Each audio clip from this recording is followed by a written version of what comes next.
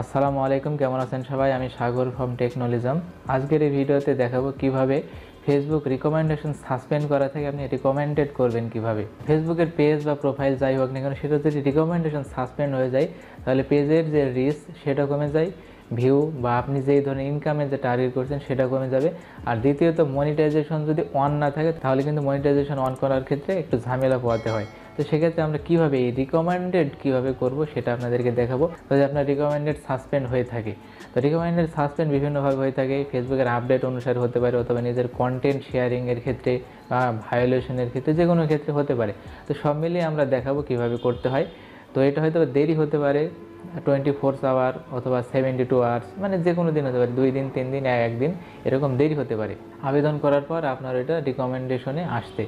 আবেদনের প্রসেস দেখাবো, তার আগে আপনাদেরকে একটা জিনিস আমি বলে নিই যে যদি কন্টেন্ট ভায়োলেশন হয় বা রিকমেন্ডেড সাসপেন্ড হয়, সেখানে দেখবেন লেখা আছে অ্যাডমিনের যে ক্যারেক্টার বা অ্যাডমিন যে ভিডিওগুলো দিচ্ছে সেগুলোর উপরে বা ডিপেন্ড করে মূলত সাসপেন্ড হয়। অ্যাডমিন বলতে গেলে যেই আইডি দিয়ে আপনি পেজটা চালাচ্ছেন সেটা হচ্ছে অ্যাডমিন, অথবা অ্যাডমিন যদি অন্য কাউকে অ্যাড করে থাকেন সেটা হবে অ্যাডমিন হিসেবে বা প্রধান দায়িত্ব হিসেবে থাকবে। তো অ্যাডমিনের যে ভিডিওগুলো বা পোস্টগুলো, নিজের যে প্রোফাইল এবং পেজের যে ভিডিওগুলো আছে সেগুলো অবশ্যই সলিড হতে হবে এবং ফেসবুকের যে গাইডলাইন সেটা অনুসারে যেতে হবে। এর ভিতরে 1 নম্বর হচ্ছে কোনো প্রকার কাটা, রক্তাক্ত বা কমিউনিটি ভায়োলেট করে আন্দোলন বা অনেক সময় আমরা পলিটিক্যাল যে ভিডিওগুলো আছে বা পোস্টগুলো আছে সেগুলো দিয়ে থাকি, যার জন্য হয় কি যে পলিসি ভায়োলেশনের নামে ফেসবুক তখন আপনাকে রিকমেন্ডেড সাসপেন্ড করে দেয়।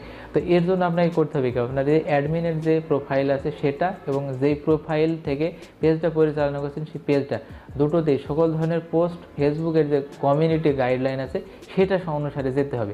সেই অনুসারে যদি যায় তবেই আপনি রিকমেন্ডেশন আছে সেটা আপনি পাবেন। তো রিকমেন্ডেশন পাওয়ার জন্য প্রথম শর্ত হচ্ছে আপনার যে পোস্টগুলো আছে, ভিডিওগুলো আছে, সবগুলো কমিউনিটি গাইডলাইনের সাথে যেতে হবে। কমিউনিটি গাইডলাইন রিলেটেড আমি একটা ভিডিও তৈরি করে রেখেছি, সেটা আপনি দেখে নিতে পারেন, আই বাটনে আমি লিঙ্ক দিয়েছি।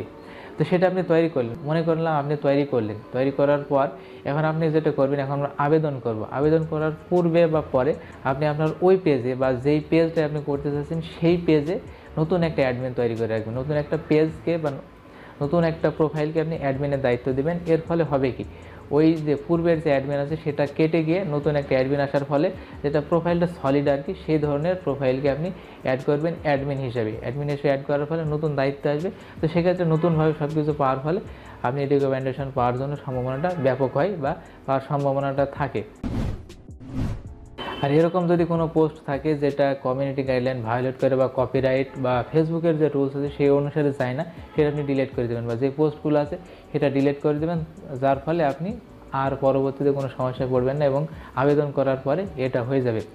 তো আবেদনের প্রসেসের ক্ষেত্রে আপনাদেরকে আমি বলবো, আবেদন যেটা আমি লিখে দিয়েছি ফেসবুক তাদের রিপোর্ট করার জন্য, সেটা আমি ডেসক্রিপশন বক্সে দিয়েছি। কিন্তু একটা জিনিস মাথায় রাখবেন, সেটা বারবার দিবেন, 1 ঘন্টায় 2-3 বার করে দিবেন, তাহলে তাদের জিনিসটা নজরে আসে আর কি। একটা জিনিস নজরে আসার জন্য কয়েকবার কিন্তু তাদেরকে রিস্ক করাতে হয়, কারণ ফেসবুকের কাছে সবসময় কেউ না কেউ রিপোর্ট করছি, আপনার রিপোর্টটা নিচে চলে যেতে পারে, তার জন্য আপনাকে এটা উপরে রাখতে হবে। আমি সেটা আপনাদেরকে দেখাচ্ছি এবং বেশ কয়েকবার দিবেন। যে গাইডলাইন ভায়োলেট করার জন্য সাসপেন্ডেড হয়ে থাকে তাহলে পেজের পাশাপাশি আপনাকে প্রোফাইলেও কিন্তু দিতে হবে। আপনি যে প্রোফাইলটা দিয়ে অ্যাডমিনের দায়িত্ব নিচ্ছেন সেটাতেও কিন্তু আপনাকে দিতে হবে। তো আমরা দেখি কিভাবে আবেদনটা করতে হয়। আবেদন করার জন্য আপনি মোবাইল অথবা কম্পিউটার যে কোনো কিছু ব্যবহার করতে পারবেন, সব কিছু সিস্টেম একই, জাস্ট ওই অনুসারে আবেদন করলেই হবে। তো আমরা রিপোর্ট সাবমিট করার জন্য কিংবা আমাদের ফেসবুকের কাছে প্রবলেমটা জানানোর জন্য সবার প্রথমে আমরা যেটা করবো, আমাদের ফেসবুকের যে লিঙ্কটা আছে সেটা আমরা এখান থেকে কপি করে নিয়ে রাখবো। এরপর আমরা যেটা করবো, আমাদের প্রোফাইল পিকচার বা প্রোফাইল যে আইকন আছে সেখানে ক্লিক করে হেল্প অ্যান্ড সাপোর্টে ক্লিক করব। হেল্প অ্যান্ড সাপোর্ট থেকে রিপোর্টে প্রবলেম, এরপর সামথিং ওয়েন্ট রং, এরপর কন্টিনিউ, এরপর ইনক্লুড এ রিপোর্ট। এরপর এখান থেকে চুজ অ্যান এরিয়া থেকে আমরা পেজ সেহেতু আমরা পেজ সিলেক্ট করে দেবো এখান থেকে পেজের। এরপর এখান থেকে একটা টেক্সট আমি লিখে রেখেছি, সেই টেক্সটটা আমরা জাস্ট কপি পেস্ট করে দেবো। আমাদের যে টেক্সটটা আছে, এই যে এখান থেকে আমি যে লেখাটা রেখে রাখছি, জাস্ট আপনি এখান থেকে কপি করবেন, আমার ডেসক্রিপশন বক্সে দেওয়া আছে, এখান থেকে কপি করে এই বক্সে পেস্ট করে দেবেন। এখান থেকে যে আমরা যে পেজের লিঙ্কটা নিয়েছিলাম, এই যে উপরের দিকে এই পেজের লিঙ্কটা আমাদের এখন লাগবে। আমাদের যে পেজটা ছিল সেটা আমি কপি করলাম, জাস্ট এখান থেকে পেজ লিঙ্কটা আমরা দিয়ে দেব। এখান থেকে ইন্টার দিয়ে একটা নিচে দিয়ে এই যা কিছু লেখা আছে মোটামুটি আমি সব কিছু লিখে আপনাদেরকে দিয়েছি। এখান থেকে স্ক্রিনশট দেবো, একটা স্ক্রিনশট আপনার পেজেরটা নেবেন, যে পেজটা আছে সামনে আপনার সেই পেজের নেবেন। আর একটা যে রিকমেন্ডেড যে প্রবলেমটা আছে, যেটা সেটা দেবেন। এখান থেকে অ্যাড এই স্ক্রিনশট অথবা ভিডিও যেটা আছে সেটা আপনি এখান থেকে দিয়ে দেবেন। তো স্ক্রিনশট দেওয়াটা মাস্ট বি আমি মনে করি কাজ ভালো করে করার জন্য। স্ক্রিনশট না দিলে তারা বুঝতে পারে না বা প্রমাণ থাকে না।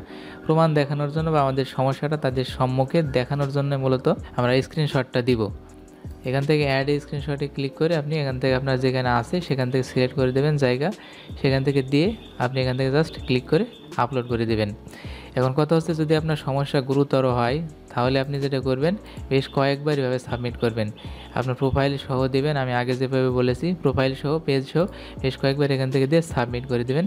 একদিনে বেশ কয়েকবার দেবেন, 24 ঘন্টার ভিতরে আপনি 5-7 বার দিবেন, তাহলে জিনিসটা ভালো হবে। এখান থেকে এইভাবে সাবমিট করে দেবেন প্রতিবার।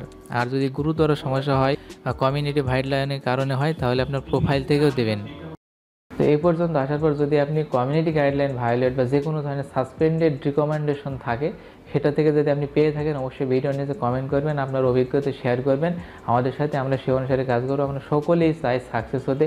এটা একটা সামান্য একটা অসুবিধা, এই অসুবিধাটা দূর করতে না পারার কারণে অনেকেই কিন্তু ঝামেলায় ভোগেন। তো যারা পেয়েছেন বা এই ধরনের সমস্যা থেকে উত্তরণ হয়েছেন তারা অবশ্যই ভিডিওর নিচে কমেন্ট করে জানানোর চেষ্টা করবেন। আমাদের ইউটিউব চ্যানেলটি সাবস্ক্রাইব করে আমাদের সাথে কানেক্টেড থাকবেন। ভিডিও ভালো লাগলে অবশ্যই লাইক দেবেন, নিচে কমেন্ট করে জানাবেন আপনি কোন টপিক্সের উপর নেক্সট টাইম ভিডিও পেতে চান। আপনার ফ্রেন্ডের সাথে শেয়ার করবেন। দেখা হবে নেক্সট টাইম নেক্সট কোনো ভিডিওতে। Till then take care.